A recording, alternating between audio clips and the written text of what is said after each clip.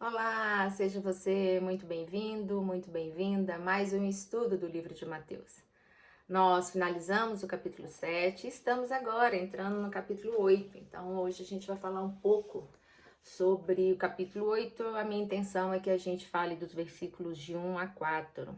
Só contextualizando para você, Jesus está no Monte das Bem-aventuranças e prega para aquela multidão, falando sobre diversos comportamentos, faça isso, não faça aquilo, vocês devem ser a luz do mundo.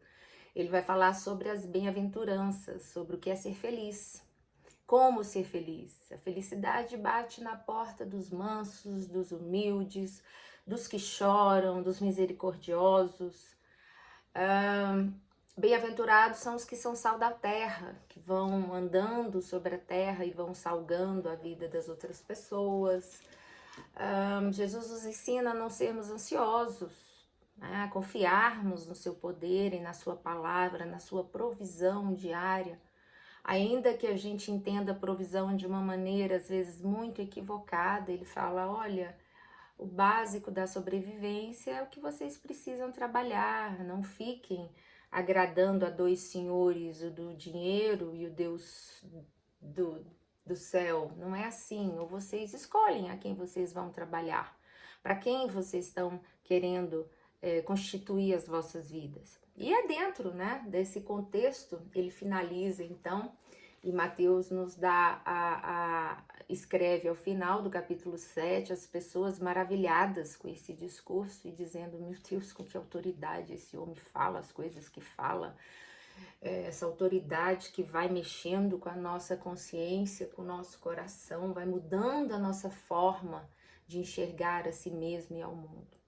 E ele finaliza essas suas palavras maravilhosas, que nós passamos aí um bom tempo estudando aqui, e desce, querendo descansar, mas atrás dele vem uma multidão. Eu vou lendo aqui, à medida que a gente for lendo, eu vou falando um pouco para você entender. Descendo ele do monte, seguiu uma grande multidão. Jesus é o tal que com ele não tinha tempo ruim, né? Ele tá ali cansado daquela pregação e atrás dele uma grande multidão. Aqui a gente para um pouquinho para refletir sobre o movimento das multidões. Essa não é a primeira e nem a última vez que você vai ouvir falar que atrás de Jesus ia sempre uma grande multidão. Multidão essa que depois ele vai falar mais à frente, fala, olha, vocês estão aqui porque vocês estão atrás de um milagre. Mas vocês não querem saber muita coisa acerca da verdade, do caráter, como ser transformado. Multidão, gente, para Jesus nunca quis dizer muita coisa. Multidão para Jesus não significa qualidade. Quantidade para Jesus não significa reino, não significa presença genuína dele. A gente tem que lembrar que essa mesma multidão que vai gritar, queremos Barrabás. Essa mesma multidão de pessoas que viu, que tomou conhecimento dos seus milagres, é que vai preferir, vai se equivocar, não vai compreender quem é de fato Jesus. Isso tem uma razão de ser, inclusive, psicológica, né? Porque é na multidão que a gente deixa de ser quem a gente é e passa a andar como rebanho. Quando a gente anda de multidão, os nossos valores pessoais são diminutos e os valores morais são acrescidos à nossa consciência. A gente deixa de andar, né, pelo nosso próprio julgamento e passa a andar pelo julgamento da multidão. E isso deveria e deve nos ensinar muito sobre os movimentos aonde se dizem expressos da multidão, do poder de Deus, e nem sempre carregam essa verdade de Deus. Então, é na multidão onde a gente perde os valores pessoais e passa então a andar pelos valores da coletividade. Muita coisa que se faz na multidão, se você pegar aquele indivíduo, o indivíduo sozinho, ele não faria individualmente.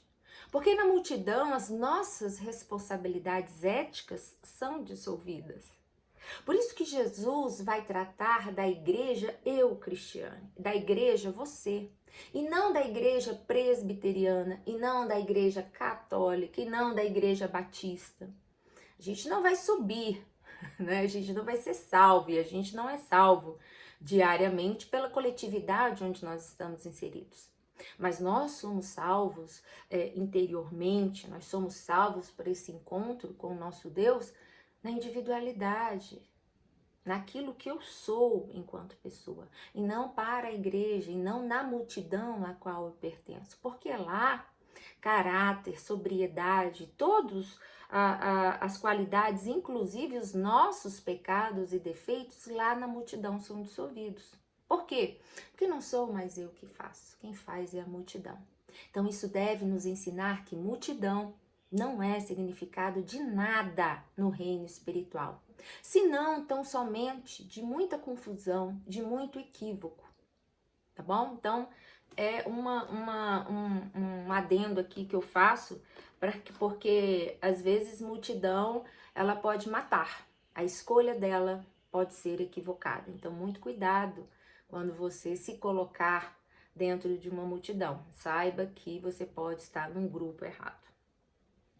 Então, descendo ali Jesus, junto com uma grande multidão, veio um leproso e o adorou, dizendo: Senhor, se quiseres, pode tornar-me limpo. Jesus estendeu a mão e o tocou, dizendo: Quero ser limpo.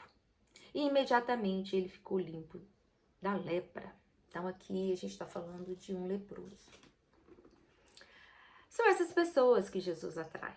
Jesus atrai leprosos. Jesus atrai pessoas que a multidão rejeita. Esse leproso certamente não estava na multidão, porque segundo a religião, o leproso ele tinha que andar afastado, ele tinha que andar fora. Afinal de contas, né, gente? Lá e aqui no século XXI, quem gosta de andar com pessoas leprosas? Nenhum de nós. Mas são essas pessoas leprosas que são atraídas, elas ouvem a voz de Jesus e falam: opa, essa voz aqui tem alguma coisa boa para mim. E leproso foi ele, é um leproso sem nome, é um leproso que ninguém gosta nem de mencionar a existência dele. E é esse leproso que sou eu aqui, que ouvi a voz, é você aí que ouve a voz. Leprosos somos nós, né? Todo aquele que se sabe cheio de chagas, que se conhece nesse lugar de rejeição, que se sabe, né, sem a presunção de não ter dores, de não ter desvios interiores, de não ter pecados. O leproso, ele se sabe nessa condição. E é muito interessante porque ao longo da vida a gente vê muita gente que não quer ser reconhecido como leproso. Eu tive contato com uma pessoa uma vez, muito querida, e ela mencionou para mim, ela não, eu vejo tanta gente procurando Deus, querendo buscar um poder superior, como se a gente não tivesse isso dentro da gente, como se a gente fosse caído o suficiente para não se ter uma ajuda tal, e ela falando aquilo, e de certa forma tinha até alguma verdade no que ela falava, mas no fundo o que ela estava querendo expressar para mim era que todo aquele que procurava Deus como uma forma de poder, de força para viver, fosse um fracassado, fosse um sem força. E eu fiquei pensando naquilo, que ela ainda não tinha se visto nesse lugar de fracasso, ela ainda não tinha se enxergado, ela tinha medo de olhar para suas idiosincrasias e se deparar com esses fracassos, com as suas lepras interiores. E bem-aventurado todo aquele que consegue discernir a sua lepra interior. E trazendo esse leproso para os dias atuais, esse leproso nem sempre ele vai andar na rua mal cheiroso, sendo uma ferida visível. Mas esse leproso muitas vezes ele sim, continua tendo leprosos, mas as suas feridas hoje são internas, as suas feridas são interiores, as suas feridas não são visíveis, ou se são, a gente coloca essas pessoas apartadas. E bem-aventurado também aquele que se enxerga como tal, porque Jesus veio para, ele mesmo vai falar, né, lá em Marcos 2, ele vai falar, olha, eu vim para os doentes, eu vim para os que não se consideram sãos. Porque aqueles que se consideram sãos, eles de fato não precisam. E esses são os mais arrogantes, são aqueles que Jesus vai dizer que são sepulcro caiado, que são os líderes.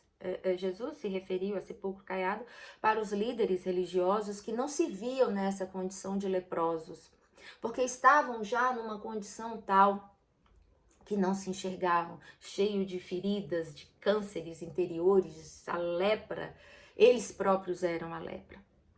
E isso nos ensina que nós precisamos nos enxergar, a gente precisa se colocar nessa condição de leprosos, de carecedores desse toque, né? desse manifestar de Deus nas nossas vidas. E também, a partir de nós mesmos, quando a gente se enxerga assim, a gente enxerga o outro. Todo aquele que se encontra apartado dessas multidões que dizem seguir Jesus. E essa é a presunção de quem come da árvore do conhecimento do bem e do mal. A árvore do conhecimento do bem e do mal, ela, quem come dela, como todos nós comemos, ela nos traz a presunção de saber o que é o certo e é o errado. Mas é só a presunção. E porque no fundo, a gente acha que sabe, mas a gente não sabe. Né? A árvore do conhecimento do bem e do mal, ela só cria essa arrogância dentro de nós, porque ela rompe o nosso conhecimento. Era isso que Deus queria evitar. Tanto é que quando ele vai falar com Adão e Eva no jardim, essa é a metáfora que nos é, ou a verdade que nos é explicitada lá em Gênesis, eles se esconderam de Deus, se esconderam porque já estavam com vergonha, porque sabia, e Deus fala, por que vocês estão com vergonha? E eles falaram, porque tivemos medo da tua repreensão. Então veja que algo que era tão perfeito sem medo, passa a existir medo, o medo que é decorrente da culpa, da presunção de se conhecer. Então o que nós carregamos hoje sobre nós é essa presunção de não ser leproso, mas de andar na multidão e de achar que está correto, quando na verdade nós não estamos. Todos nós carregamos, né, essa lepra e também carregamos a presunção de achar que não é leproso. Mas quando a gente se coloca nesse caminho, né, diante de Deus, a gente vai entender que a gente precisa em muito ser curado. O meu tempo acabou por aqui, né? Eu vou fazer outro vídeo acerca dessa reflexão, mas o importante até aqui é a gente entender que todo leproso e todo ser que se põe nesse lugar tem a seu dispor um Jesus que cura, um Jesus que pode tocar, um Jesus que pode fazer coisa nova dentro de nós. E a gente precisa se colocar nesse caminho de ser conhecedor de si mesmo e saber do nosso lugar existencial. E eu te aguardo na próxima para a gente aprender um pouco mais sobre esse Jesus que vai caminhando e vai curando a muitos, inclusive a mim e a você. Até lá!